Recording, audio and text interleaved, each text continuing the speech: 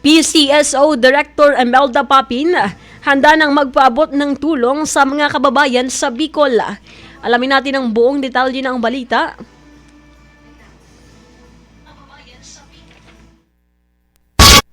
Nasa linya si Megapo Patrol No. 5, SM Romel Coro.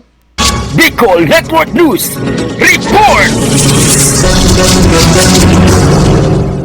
Nakahanda na si PCSO Director Imelda Papin na magbigay ng tulong para sa mga kababayan sa Kabicolan. Ayon sa impormasyon na ipinarating sa Wow Ismail Radio kahapon, Oktubre 24, 2024, layunin ng kanilang grupo na magpaabot ng ayuda sa mga nasalanta ng Bagyong Christine sa rehiyon. Samantala, prioridad ni Papin ang pagtulong lalo na sa mga taga Bicol na kanyang sinilangan at kinalakihan. Sa kabila nito, ay kasalukuyan silang naghahanda para sa mga tulong na ipapamahagi sa mga apektadong residente. Sa kabilang dako, matatandaang patuloy na nagbibigay si Papi ng tulong sa iba't ibang aspeto mula sa serbisyong pangkalusugan hanggang sa pangailangan ng mga kababayang mahirap. Para sa Bicol Network News, Megawa Patrol No. 5 Romel Gravador Coro, tatak, tunay na serbisyo.